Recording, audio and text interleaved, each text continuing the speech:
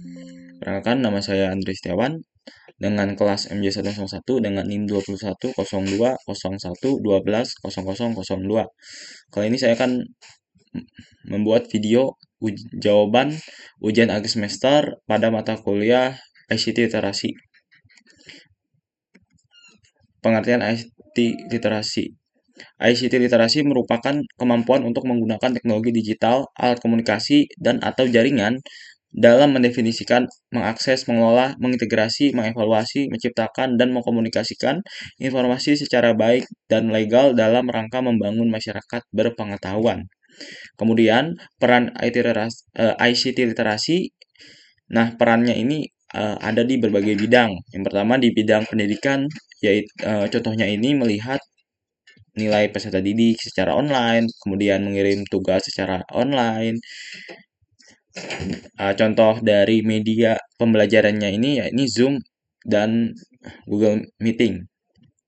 Kemudian pada sektor bidang pemerintahan ada sebuah aplikasi yang dibuat oleh Provinsi Jawa Barat, yaitu Picobar, yang berfungsi sebagai sumber media komunikasi dan informasi bagi masyarakat Jawa Barat ketika berada dalam masa bencana. Nah, aplikasi ini merupakan pengembangan dalam bidang teknologi yang digunakan oleh pemerintah untuk kebermanfaatan warganya.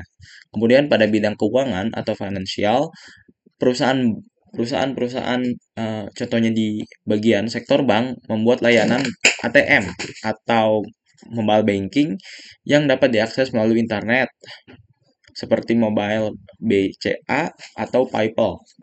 Kemudian di bidang komersial, contohnya pembuatan aplikasi belanja atau perdagangan secara elektronik, seperti Tokopedia sebagai layanan aplikasi belanja dan jual beli berbagai macam produk secara online. Lalu ada di bidang transportasi, contohnya adanya rambu-rambu lalu lintas dijalankan menggunakan sistem informasi digital sehingga membantu menertibkan arus lalu lintas di jalan. Nah, peran IT literasi di bidang lainnya contohnya itu ada di e-business. Menurut Logestront, e-business merupakan aktivitas yang berkaitan secara langsung maupun tidak langsung dengan proses pertukaran barang dan atau jasa dengan memanfaatkan internet sebagai media komunikasi, transaksi, dan salah satu aplikasi teknologi internet yang merambah dunia bisnis internal melingkup sistem pendidikan pelanggan, pengembangan produk, dan pengembangan usaha. Nah, dengan adanya e-bisnis ini memungkinkan suatu perusahaan dapat berhubungan secara sistem pemrosesan data internal maupun eksternal secara lebih efisien serta fleksibel tanpa adanya terikat waktu dan tempat gitu ya. Selain itu dengan adanya e-bisnis juga dapat digunakan oleh para supplier dan juga mitra perusahaan untuk memenuhi permintaan maupun melayani kepuasan pelanggan secara lebih baik lagi. Kemudian jenis-jenis dari e-bisnis ini ada customer to customer atau C2C, yaitu sistem komunikasi serta transfer bisnis antar konsumen untuk memenuhi kebutuhan tertentu pada saat tertentu juga gitu ya. Kemudian business to business atau B2B, yaitu sistem komunikasi antar pelaku bisnis atau transaksi secara elektronik antar perusahaan yang dilakukan secara rutin serta dalam kapasitas produk yang besar. Kemudian business to customer atau B2C, yakni sistem komunikasi bisnis antar pelaku bisnis dengan konsumen untuk dapat memenuhi kebutuhan tertentu pada saat tertentu. Kemudian peran aspirasi di bidang e-commerce. Menurut Laundo, e-commerce merupakan penggunaan internet dan web untuk transaksi bisnis. Nah, model e-commerce itu dari bagannya ini e-commerce menuju kepada select produk, yang dimana produk ini memiliki arus balik dari select produk ke bank payment ke select produk, kemudian lanjut lagi ke warehouse, kemudian ke shipping, kemudian ke customer, dan balik lagi ke e-commerce. Nah, perbedaan dari e-commerce dan e-business ini yang pertama, e-business lebih luas lingkupannya dibanding dengan e-commerce yang hanya merupakan satu aspek atau satu bagian dari e-bisnis itu sendiri. Yang kedua, e-commerce hanya mencakup transaksi bisnis seperti membeli dan menjual barang dan jasa melalui internet. Yang ketiga, e-bisnis pada prinsipnya sangat dipengaruhi dengan transaksi keuangan, sedangkan dalam e-bisnis, transaksi keuangan bukan menjadi hal yang utama. Yang keempat, e-bisnis melibatkan pemasaran, perancangan produk, evaluasi layanan, konsumen, pengembangan sumber daya manusia, dan lain sebagainya dengan melibatkan sistem terintegrasi menjadi satu integrasi yang sama gitu ya. Kemudian keunggulan dari e-bisnis itu sendiri menurut Charles R. Rigger and Mary P. Donato ada 5 keuntungan dalam e-bisnis. Yang pertama, efisiensi, yakni perusahaan dapat mengurangi total biaya operasional dalam aktivitas penyebaran informasinya.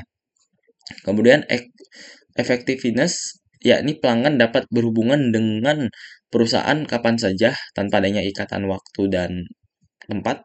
Reach, artinya yakni perusahaan dapat memperluas jangkauan dan ruang gerak perusahaan untuk mengekspansi dengan mudah dan juga dengan biaya yang relatif tidak mahal ya, atau tidak menguras budget perusahaan. Kemudian structure, yakni konsep bricks and mortar menjelma menjadi click and mortar, telah mengubah perilaku perusahaan dalam pendekatan bisnisnya gitu ya. Jadi adanya perubahan culture dari bisnis yang dijalankan, aktivitas bisnis. Kemudian opportunity, yakni keterbukaan peluang yang lebar bagi pelaku bisnis untuk berinovasi, menciptakan produk atau jasa baru sebagai akibat ditemukannya teknologi dari masa ke masa. Kemudian e-government. E-government merupakan penggunaan teknologi informasi oleh pemerintah untuk memberikan informasi dan pelayanan bagi warganya, baik itu dari urusan bisnis serta hal-hal lain yang berkenaan dengan pemerintah gitu ya, lingkup pemerintah. Kemudian e-bisnis ini dapat diaplikasikan di berbagai instansi, baik itu legislatif, yudikatif, maupun administrasi publik untuk meningkatkan efisiensi internal, menyampaikan pelayanan publik, atau proses kepemerintahan yang demokratis. Nah, jenis-jenis e-government, yakni satu government to citizen atau G2C, yakni penyampaian layanan publik dan informasi satu arah oleh pemerintah ke masyarakat. Kemungkinan pertukaran informasi dan komunikasi antar masyarakat dan pemerintah. Yang kedua, government to business atau G2B, yakni transaksi elektronik di mana pemerintah menyediakan berbagai informasi yang dibutuhkan bagi kalangan bisnis untuk bertransaksi dengan pemerintah. Kemudian government to government atau G2G, yakni memungkinkan komunikasi dan pertukaran informasi online antara departemen atau lembaga pemerintahan melalui basis data terintegrasi. Kemudian pemanfaatan basis data Google Scholar dan EBSCO. Google Scholar ini memiliki pengertian merupakan suatu fitur yang menyediakan layanan edukatif dan membantu pencarian jurnal ilmiah dan publikasi dari berbagai disiplin ilmu. Nah, untuk proses penggunaannya ini cukup mudah, hanya tinggal memasukkan kata kunci di kolom pencarian, maka Google Scholar akan menyaring artikel yang memiliki sumber terpercaya. Nah, manfaat Google Scholar ini ada 3. Yang pertama itu mencari artikel dan jurnal. Yang kedua, membuat perpustakaan pribadi, artinya bahwa kita dapat mengupload atau mengunggah artikel atau jurnal yang kita punya. Yang ketiga, membuat profil untuk penulis atau peneliti. Ini yang saya sebutkan tadi, yaitu bisa mengunggah atau mengupload artikel kita. Nah, untuk membuat perpustakaan sendiri ya kita dapat dengan mudah di Google Scholar. Nah, kemudian pemanfaatan basis data bagi IBSCO merupakan basis data terkemuka yang menyediakan hasil-hasil penelitian, jurnal elektronik, langganan majalah, e-book, dan layanan penemuan untuk semua jenis perpustakaan. Manfaat dari IBSCO memiliki manfaat yang hampir sama dengan Google Scholar, yakni menyediakan informasi bagi peneliti, pengajar, maupun mahasiswa dalam berbagai ilmu yang terkait. Kemudian cyber security. Nah, cyber security merupakan aktivitas untuk melakukan pengamanan dan melindungi informasi atau sumber daya telematik demi mencegah terjadinya tindakan cybercrime atau cyber attack. Nah, tindakan dari cybercrime ini memiliki suatu tujuan untuk mengganggu kerahasiaan, integrasi, dan ketersediaan informasi. Nah, Nah, komputer security selanjutnya merupakan keamanan informasi yang diaplikasikan kepada komputer dan jaringannya. Tujuannya dari adanya komputer security adalah untuk membantu user agar dapat mencegah penipuan atau mendeteksi adanya usaha penipuan di sebuah sistem berbasis informasi.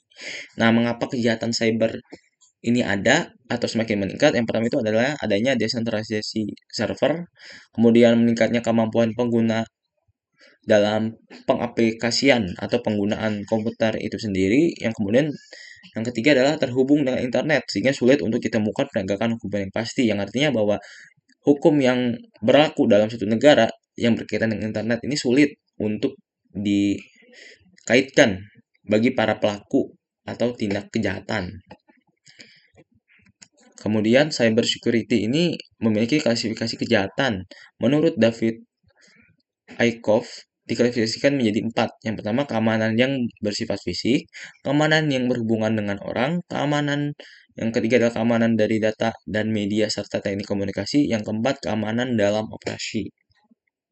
Nah, elemen-elemen pokok cyber security ya ini satu, dokumen security policy, yang kedua information infrastructure, yang ketiga perimeter defense, yang keempat network monitoring system, yang kelima system information and event management, yang keenam network security assessment, yang ketujuh human research and security awareness. Nah, cyber security ini ada pengertian selanjutnya itu keamanan TIC yang merupakan aktivitas pelindungan sistem komputer dari serangan orang yang tidak bertanggung jawab. Nah, pelindungannya juga ini termasuk atau terinclude dari pencegahan dari kerusakan pada hardware, software, maupun data elektronik yang ada di database. Kemudian IT forensik merupakan sebuah cabang dari ilmu komputer, tetapi mempunyai bagian sendiri ke bagian forensik, di mana berkaitan dengan bukti hukum yang ditemukan di komputer ataupun media penyimpanan digital. Tujuan dari IT forensik ini untuk menjelaskan keadaan artefak digital terkini, artefak digital seperti dokumen elektronik maupun media penyimpanan. Nah, komputer forensik merupakan suatu proses mengidentifikasi, memelihara, menganalisa, dan menggunakan bukti digital menurut hukum yang berlaku. Komputer forensik memiliki cara kerja dengan mengumpulkan dan menganalisis data dari sumber daya komputer seperti sistem komputer, jaringan komputer, dan aplikasi komputer. Kemudian kebutuhan komputer forensik yaitu satu, keperluan investigasi tindakan kriminal dan pelanggaran perkara pelanggar di sektor komputer itu sendiri. Yang kedua adalah upaya pemulihan akan kerusakan sistem yang ditimbulkan dari tindakan kriminal tersebut. Yang ketiga adalah keperluan memahami sistem atau berbagai perangkat digital dengan lebih baik. Jadi lebih ditelusuri lagi tindakan kriminal yang dilakukan oleh para pelaku. Kemudian cabang IT forensik itu ada 4. Yang pertama itu database forensik, yang ini mengumpulkan dan menganalisis database ataupun transaksi yang spesifik untuk merekonstruksi data atau event yang telah terjadi pada sistem. Network forensik, yakni melihat dan melakukan penelusuran terhadap traffic network untuk memeriksa kejanggalan. Yang ketiga adalah mobile device forensik, yakni penyimpanan data setiap individu ataupun komunikasi yang dilakukan melewati device mobile dapat dilacak sepenuhnya berdasarkan histori yang tercatat pada log system. Yang keempat ada fotografi forensik, jadi salah satu teknik forensik menggunakan analisa vektor untuk pembuktian media seperti video digital yang kualitasnya buruk. Jadi ditingkatkan lagi kualitasnya sehingga jelas buktinya. Kemudian ada yang namanya cyber city, merupakan salah satu konsep kota modern berbasis komputer atau teknologi informasi yang kini telah banyak diterapkan di sejumlah besar negara di dunia. Nah, ini merupakan konsekuensi logis dari adanya peningkatan kebutuhan masyarakat yang ingin mengakses informasi dan komunikasi dengan mudah dan cepat. Namun dalam pandangan pemerintah, konsep cybersecurity ini digambarkan sebagai konsep kawasan dengan infrastruktur teknologi informasi yang memadai baik dari sisi konektivitas, jaringan terpadu, kapasitas bandwidth, hingga infrastruktur syarat optik mencukupi serta sarana pusat riset yang dikelola bersama perguruan tinggi dan swasta.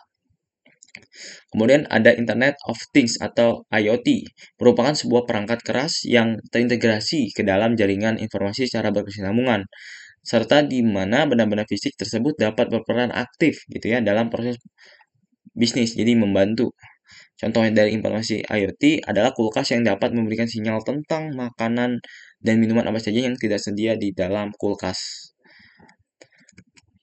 Kemudian tujuan dari adanya IoT adalah untuk memperluas manfaat dari konektivitas internet yang tersambung secara terus-menerus. Nah, konsep untuk menggunakan IoT ini mengacu pada 3 elemen utama pada arsitektur IoT, yaitu yang pertama barang fisik yang dilengkapi modul IoT, yang kedua perangkat koneksi internet seperti modem atau router wireless SPID, yang ketiga adalah cloud data center, tempat untuk penyimpanan aplikasi beserta database. Nah, fungsi dari IoT adalah untuk memudahkan pengawasan pengendalian barang fisik seperti area perkantoran atau pariwisata, rumah sakit, pemerintah, dan lain sebagainya yang dapat dimanfaatkan dari fungsi IoT ini.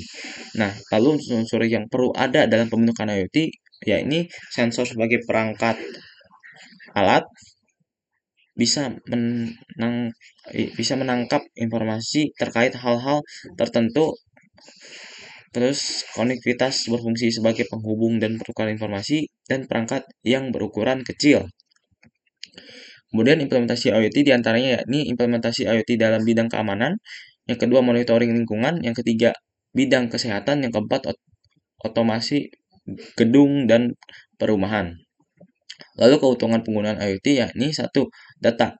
Semakin banyak informasi yang diperoleh, maka semakin mudah juga untuk menentukan tindakan yang tepat berdasarkan data yang ada. Dengan bantuan komputer dan algoritma program, kita tidak perlu mengecek data atau mensortir satu persatu. Dan biarkanlah mesin yang melakukannya sesuai algoritma yang kita inginkan gitu ya. Selain cepat juga akurat. Kemudian yang kedua adalah tracking. Dalam sistem inventory, dengan bantuan komputer akan sangat mudah untuk mengecek persediaan lokasi dan kualitas barang sehingga memudahkan kita untuk melakukan pengelolaan sehingga tidak ada kasus kehabisan barang karena lalai dalam pencegahan jika dilakukan secara manual. Yang ketiga adalah waktu. Dengan bantuan sistem komputer yang telah diprogram sebelumnya untuk mengolah informasi tertentu dan melakukan tindakan sesuai yang telah diprogram, maka proses analisa dan pengambilan keputusan berdasarkan data yang besar akan sangat cepat. Kemudian yang keempat adalah biaya. Dengan bantuan mesin yang punya kemampuan dapat diatur dan dapat menggantikan pekerjaan manusia. Nah, manusia tidak perlu melakukan hal berat dan rumit di zaman sekarang, cukup dengan menjadi operator mesin saja. Dari sisi terlihat bahwa biaya untuk menggaji karyawan lebih sedikit karena sudah digantikan oleh mesin itu sendiri dalam pengimplementasian IoT. Kemudian kekurangan dari penggunaan IoT yaitu capability.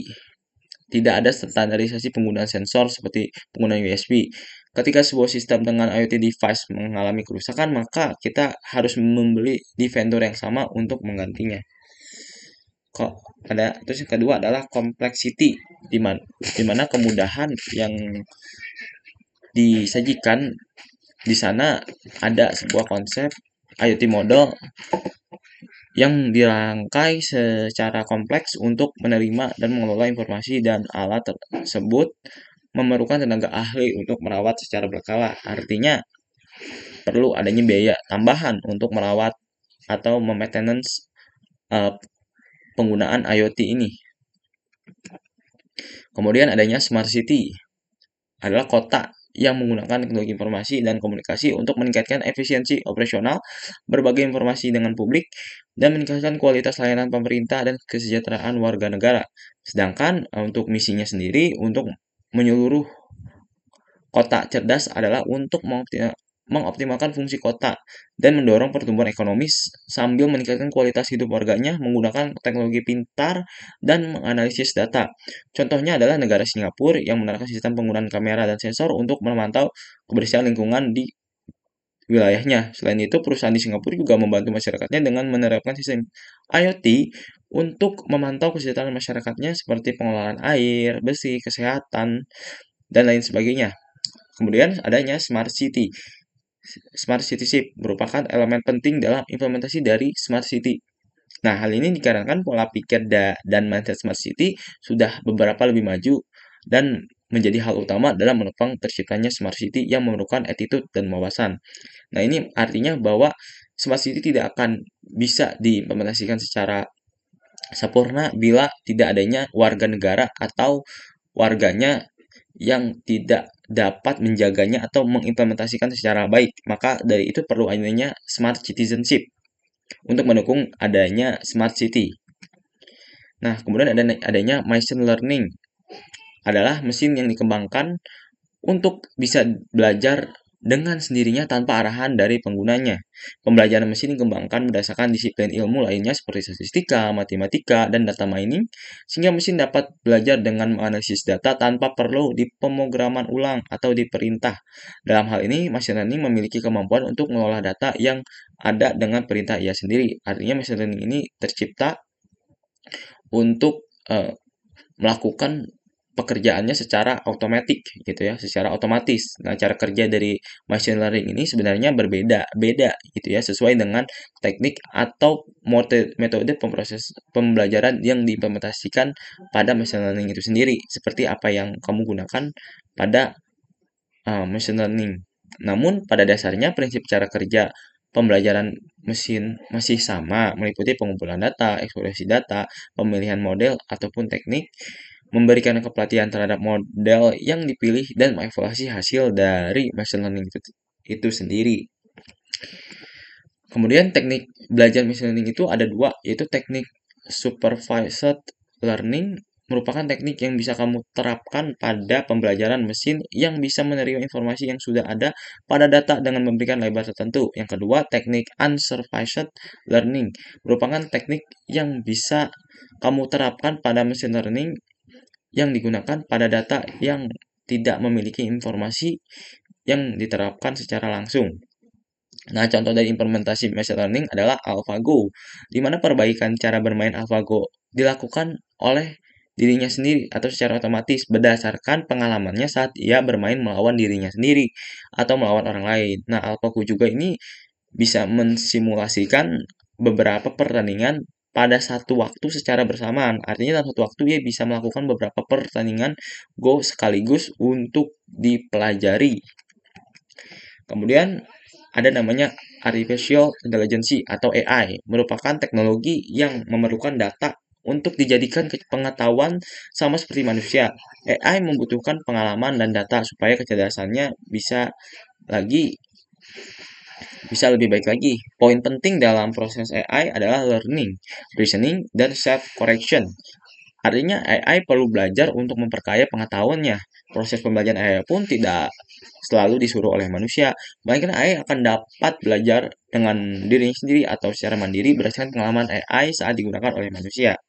Nah, cara kerja dari AI itu sendiri dapat dijelaskan di mana AI bekerja dengan cara menggabungkan sejumlah besar data dengan pemrosesan yang cepat, berulang, dan algoritma cerdas, memungkinkan perangkat lunak untuk belajar secara otomatis dari pola atau fitur dalam data. Lalu machine learning dan artificial intelligence.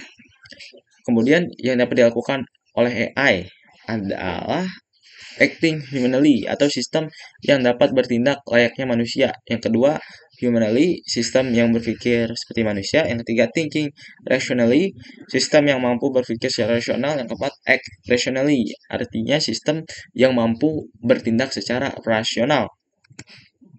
Kemudian contoh dari penggunaan AI adalah Siri. Nah, Siri merupakan salah satu asisten pribadi yang paling populer oleh Apple, ya, diusung oleh Apple di iPhone dan iPad. Nah, asisten pribadi yang diaktifkan dengan suara ramah ini mampu berinteraksi dengan pengguna pada rutinitas harian. Nah, Siri ini bisa membantu kamu menemukan informasi dan memberikan arahan. Dengan adanya penerapan kemudian dengan adanya penerapan AI ini akan banyak mempengaruhi cara kita dalam hidup, berinteraksi, dan meningkatkan pengalaman dan kenyamanan kita. Nah, kecerdasan buatan tidak selalu dikonotasikan atau diartikan secara negatif, yang akan digantikan peran manusia, ya, menggantikan peran manusia oleh penggunaan AI. Walaupun adanya beberapa pekerjaan yang dapat digantikan oleh AI, namun AI juga membawa pekerjaan atau profesi baru seperti data engineer, data scientist, dan lain sebagainya yang berhubungan dengan penerapan AI itu sendiri. Kemudian adanya sosial media adalah sebuah media daring dengan para penggunanya bisa berpartisipasi dengan mudah, berbagi, dan menciptakan isi blog, jejaring sosial, wiki, forum, dan dunia virtual. Kemudian, blog, jejaring, dan wiki ini merupakan bentuk media sosial yang paling umum digunakan oleh masyarakat di dunia. Nah, peran dan manfaat dari media sosial ini sendiri sebagai berikut. Yang pertama adalah interaksi sosial. Artinya bahwa media sosial ini membawa manfaat sebagai sarana untuk membangun hubungan atau relasi antar umat manusia. Yang kedua adalah media penghibur. Artinya kita dapat mencari berbagai media untuk menghibur diri kita atau hal yang dapat menghibur diri kita, mulai dari cerita lucu maupun gambar-gambar lucu. Berbagai hal yang menarik dapat kita cari dalam media jejaring sosial dalam hal untuk menghibur kita. Kemudian yang ketiga adalah media kreativitas. Artinya, media sosial dapat digunakan oleh kita untuk menggali kreativitas serta mengeksplorasi diri. Misalnya dengan menulis artikel atau berbagai pengalaman di blog yang kita punya di media sosial seperti wiki gitu ya. Kemudian digital collaboration merupakan perangkat lunak yang saling terhubung yang berbasis cloud. Contohnya seperti perusahaan jarak jauh yang mempraktikkan kolaborasi digital secara eksklusif dengan melakukan panggilan video, berbagai dokumen, dan mengelola proyek di cloud. Nah, peran dan manfaat dari digital collaboration adalah sebagai berikut. Yang pertama, interaksi jauh. Dengan adanya media berbasis cloud ini, membuat kita dapat dengan mudah berinteraksi jarak jauh dengan cukup memudahkan aplikasi dan internet kita dapat terhubung gitu ya. Jadi kita bisa terhubung hanya melalui internet saja. Kemudian yang kedua, mendapatkan ide-ide baru. Artinya bahwa dengan berhubungan dengan orang lain, jadi kita akan banyak menemui ide-ide baru yang disampaikan oleh orang lain yang kita saja tidak tahu dapat kita dapatkan gitu ya dari orang lain. Maka dari itu akan munculnya ide-ide baru dari interaksi yang kita lakukan antar satu sama lain. Baik, sekian saja dari saya. Terima kasih. Mohon maaf bila ada salah-salah kata dan kekurangan. Terima kasih.